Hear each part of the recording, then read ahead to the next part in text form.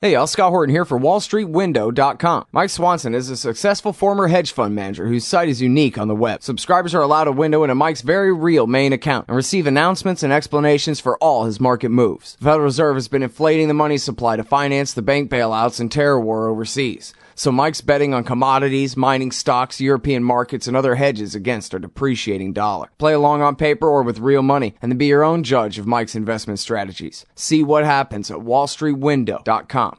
For Pacifica Radio, September 22nd, 2013, I'm Scott Horton. This is Anti-War Radio.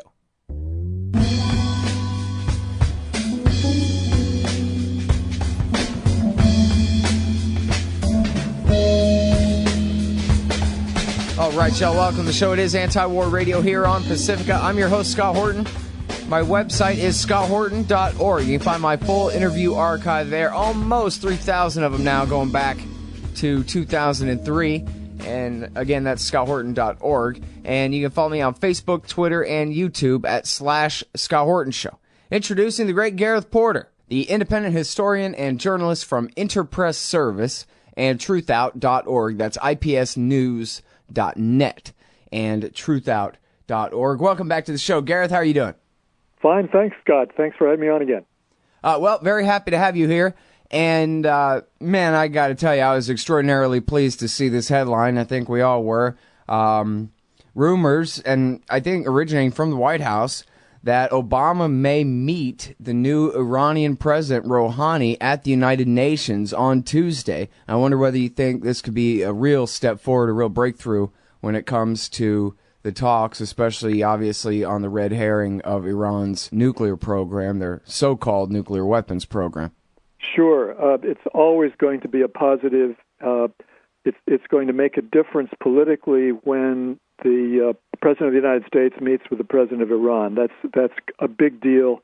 It changes the atmospherics. It puts the opponents of a negotiated settlement in the United States on the defensive. Obviously, it gives momentum to those who are in support of such a deal by the United States, and therefore, it's really a critical development, it seems to me. It makes a difference in the politics here at home more than anything else, and that's really, in my view, where the real problem lies at this point, and in fact has lay for many years now. Mm. Well, this guy's an Iranian president, which means he's crazy, and so therefore we can't deal with him. What's the point of meeting with a guy like that? Well, I think even the standard news media treatment of Iran has now really shifted to acknowledge that Hassan Rouhani simply cannot be treated as part of the mad mullah syndrome, which, a few years ago, I remember the atmosphere surrounding the whole issue of Iran was such that you had to sort of start your article, and in fact, one of the articles that I did write for the American Prospect, the first paragraph kind of said, they're considered to be the mad mullahs, but in fact they're rational leaders. And, it seems to me that is really no longer necessary in terms of treating the issue of Iranian policymaking towards nuclear weapons. The atmospherics have changed sufficiently over the last few months so that now it really is more difficult to put forward that mad mullah kind of business anymore. I don't think it really flies. It's kind of like just the same way the idea that you can't say anything critical of Israel anymore is no longer acceptable. That you can't you can't accuse somebody of being anti-Semitic because you're critical of Israel's policy toward the Palestinians or their policy toward Iran or whatever. I think that there's been a shift politically, which makes it at least conceivable that you could have a president of the United States who's now ready to defy the domestic political forces, but primarily the Israel lobby that has held back any positive response to the Iranian proposals, certainly since the beginning of the Obama administration. That's been the primary problem, it seems to me. And you think that's because of the election of Rouhani, or is it because of the diminishing authority and influence of the Israel lobby in D.C., or both? Well, I think it starts with the Rouhani appearance on the scene, becoming the president, clearly has changed the political dynamics.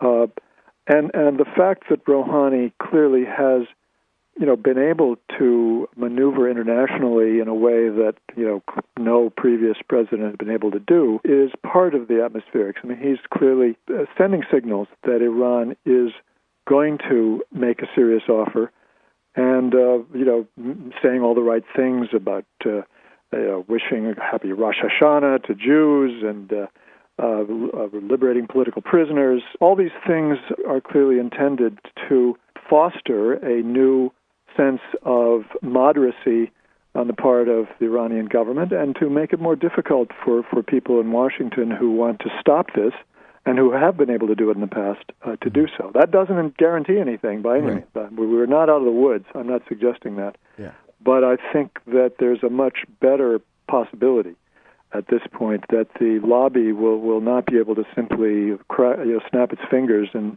say, okay, we want you to pass a new legislative or sort of legal statement saying that the Congress opposes any deal with Iran.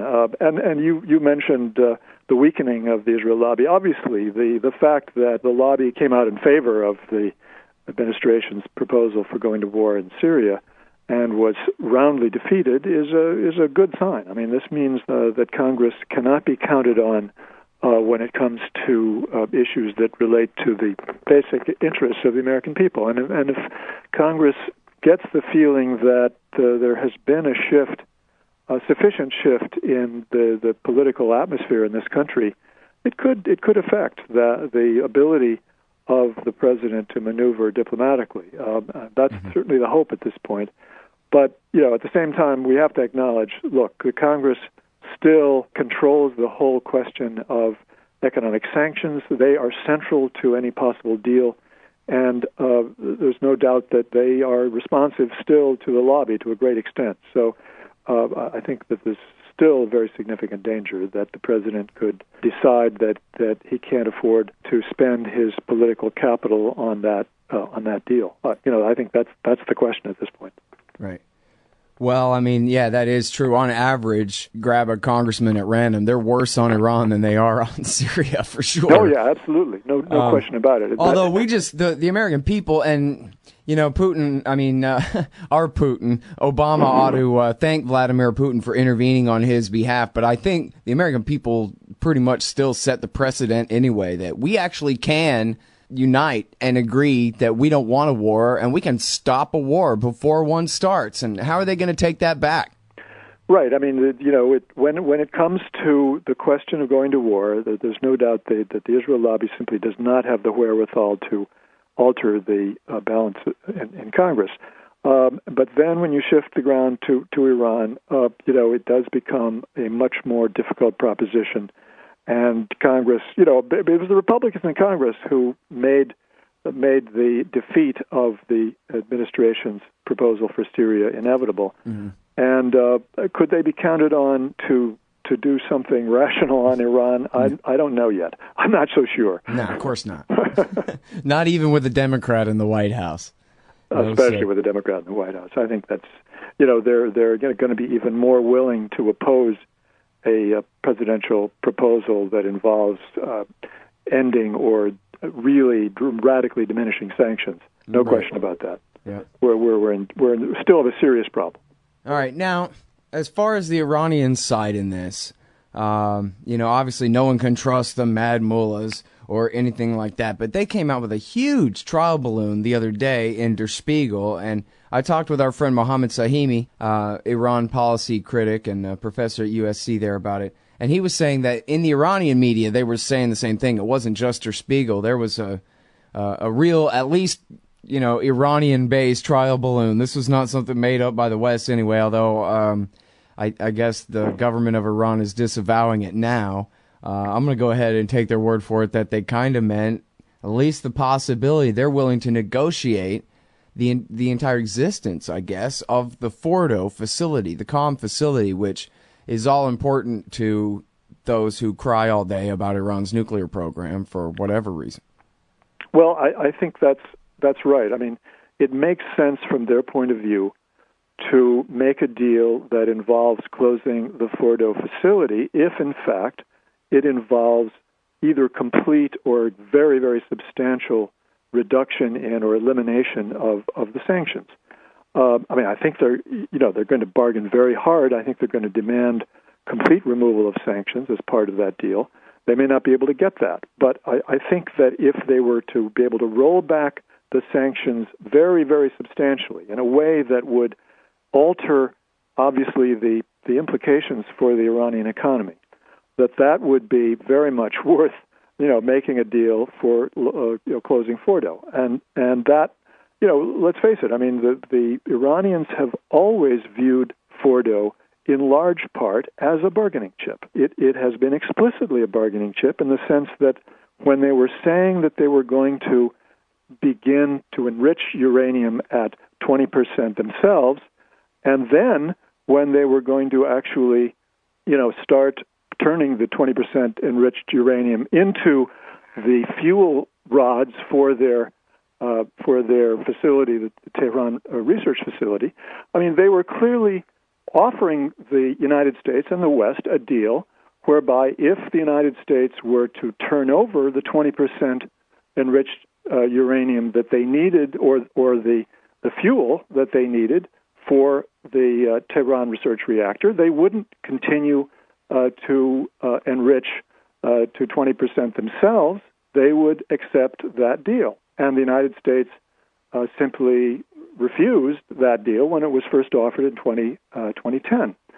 So, that has been really part of the deal for the Iranian policy for the last 2 or 3 years. They have actually been quite explicit about the fact that there was a deal to be made that involved what they were doing at Fordo. Mm-hmm. Now, they didn't say we'll close Fordo, but that was a large part of the reason for continuing the Fordo facility. Well, and Sahimi pointed out that it's a lot easier for them to talk about giving it up now because they've got the 20% enriched uranium that they needed for the purposes that they said they needed it for all along. And they're already, this was the other big headline of the week, they're already diverting even more of this 20% enriched uranium and turning it into fuel for the reactor. In other words, making it, I guess not impossible, but much more difficult to convert it back to gaseous form, to enrich to even higher, up to 90% purity for weapons grade if they were to ever choose to do so. Well, that's absolutely right.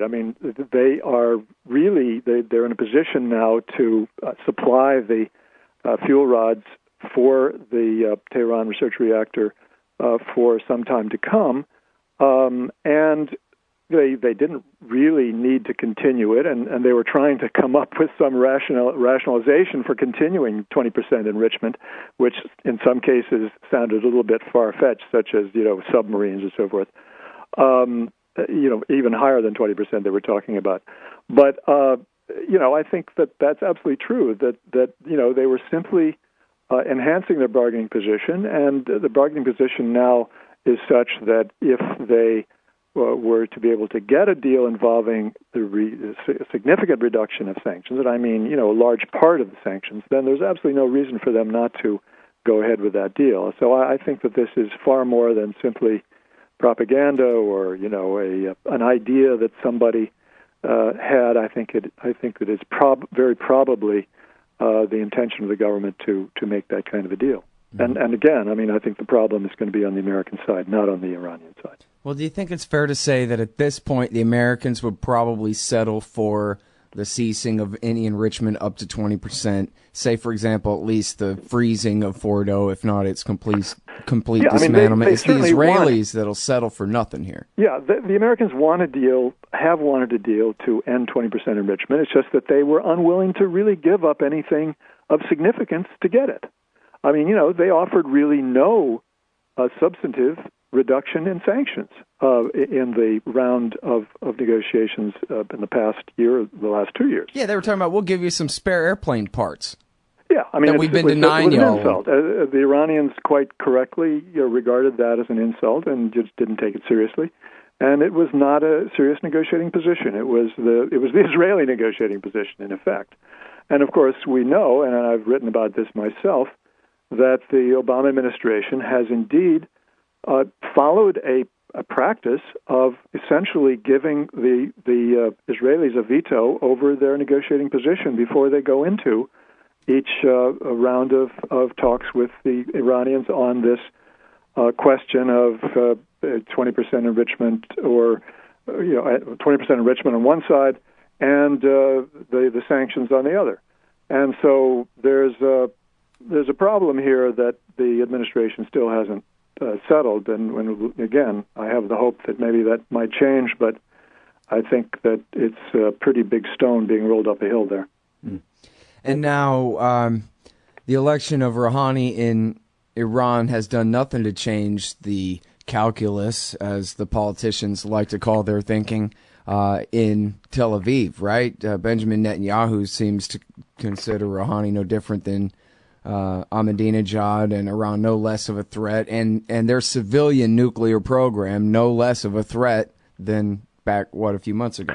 Well, in a way, of course, Rouhani represents a greater threat to Israel's interests than Ahmadinejad did, for an obvious reason. Ahmadinejad was a very lucrative political target for the Israeli propagandists, and that's why they loved Ahmadinejad in power, especially compared with Khatami, his predecessor.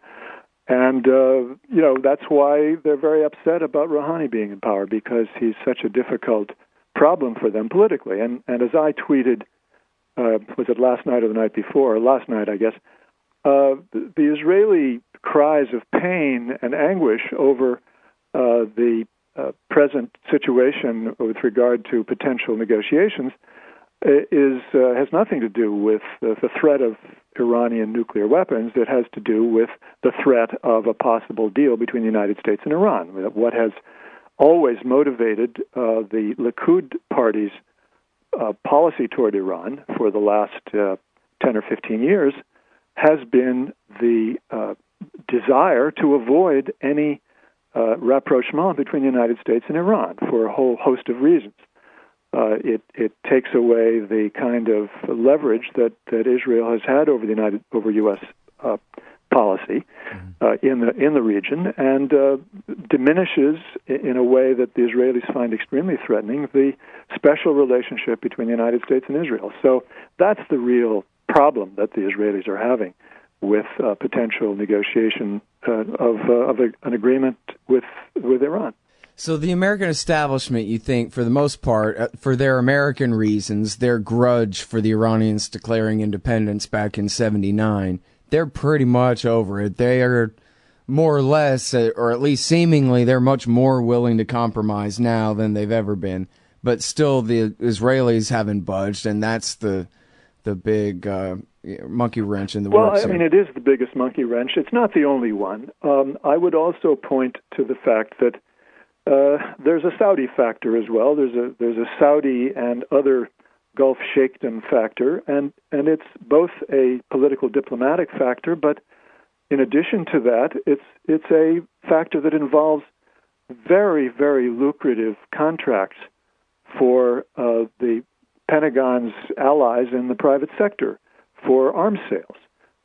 I estimate that over the next decade, this Saudi Sheikhdom factor is worth $200 billion to the people who are in close cooperation with and support of the Pentagon, and vice versa. As long as nobody makes peace and they keep their Persian Gulf Cold War going. This requires, of course, a state of high tension between the United States and the rest of the West and the Iranians to justify the continued arming of the Saudis, particularly with regard to air power. I mean, the United States is selling whole new host of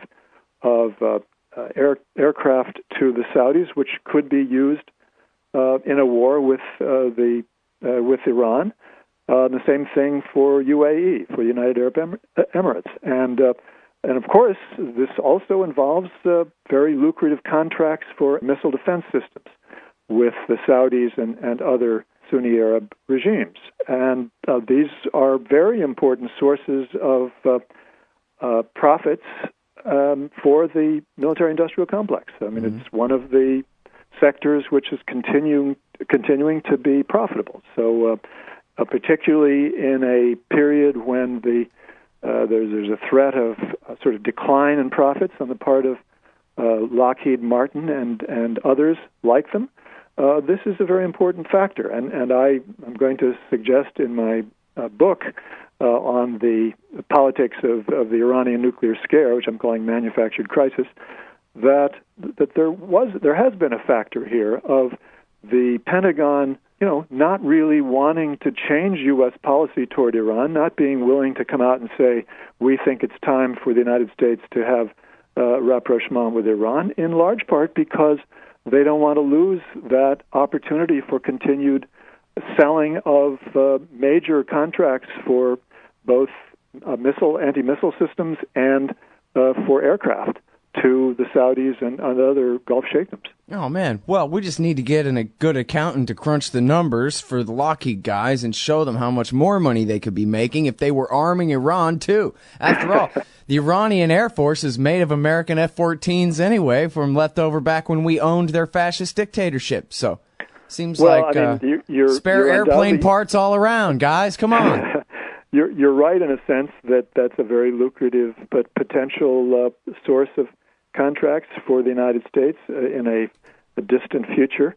Well, but we need to get the oil companies on our side, too. Dick Cheney, back in '98, he gave a speech in Australia condemning Bill Clinton for his anti-Iran sanctions and his dual containment policy, saying, hey, the Iranians are people, too. We can do business with them. Yeah, he just happened to be in the business of selling lucrative contacts involving Iran at that point in his life, didn't he? Yeah, exactly. We also get the pipeline construction salesman in competition with the airplane salesman and see if we can... that'll be the closest thing we've got to democracy in America right there. But, at a deeper level, I would make the point that it really needs to be absorbed by the political elite and political discussion in this country about Iran, and that is that they are, in essence, far more oriented in their policies, in their interests. They're more aligned with U.S. interests fundamentally than any other Middle Eastern country. I mean, in many ways, particularly this present government in Iran, which headed by Hassan Rouhani, is a group of people.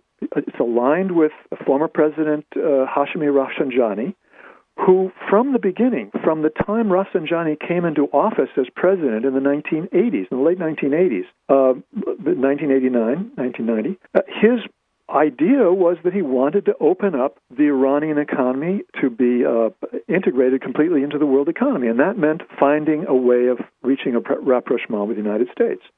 And so Rouhani, who was always very close to Rafsanjani, has over and over again signaled his desire to do precisely that.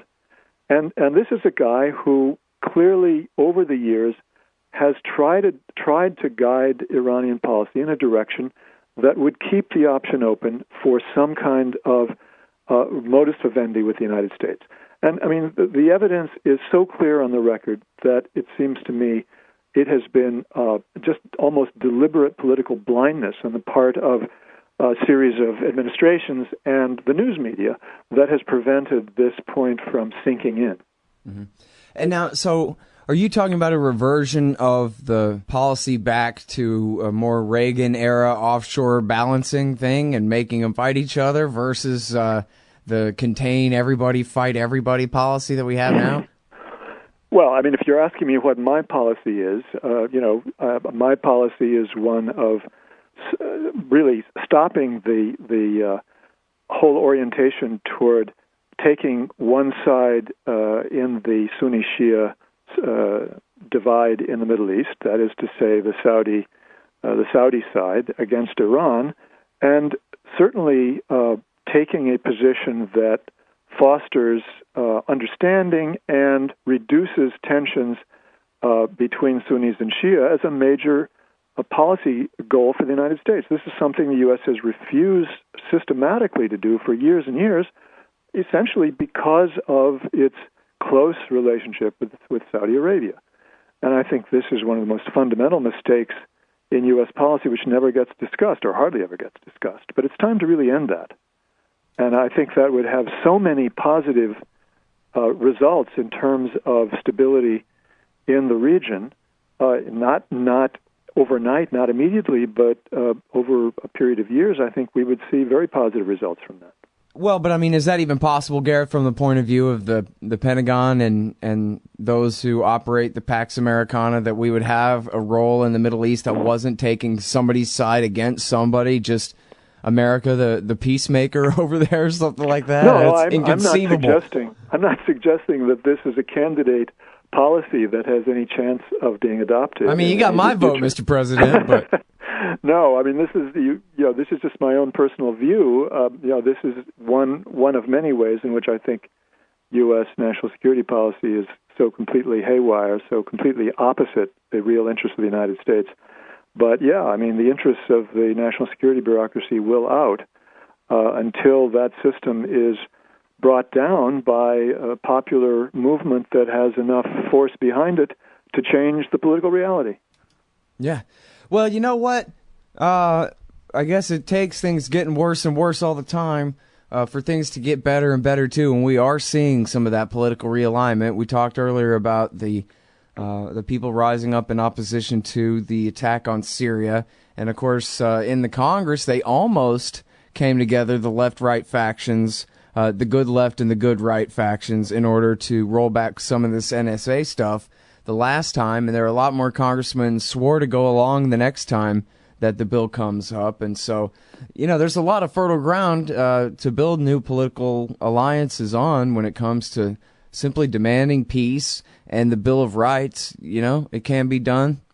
Well, I think we are definitely in an historical period which represents an opportunity to really bring to an end the extreme militarism of the past 20 years or so. Perhaps not completely, but to bring it down to a level that would have been, seemed impossible just a few years ago. I think that the era of boots on the ground, as well as the era of conventional bombing, may well be over, that we can draw the line and say no more of this, and actually have laws on the books that will enforce that. That certainly is an objective worth working for. And I think that the issue in the next few years ought to be and could be one of making the system that we now see, the war system that we now see, so with such power, diminished very dramatically. And I think that's something that, again, would have seemed totally unreachable just 2 or 3 years ago, but now may actually be realistic. Yeah. Hey, it's a steep hill, but I think we can climb it, too. Right on. Okay, thanks very much for your time, Gareth. Good to talk to you again. My pleasure. Thanks so much, Scott. All right, y'all, that's the great Gareth Porter from Interpress Service. That's ipsnews.net and truthout.org at truthout.org. That's it for Anti-War Radio for this week. Thanks, everybody, very much for listening. I'm Scott Horton. My website is scotthorton.org. You can find my full interview archive there. Almost 3,000 of them now, going back to 2003. And you can also follow me on Facebook, Twitter, and YouTube at /Scott Horton Show. Thanks for listening. See you next week.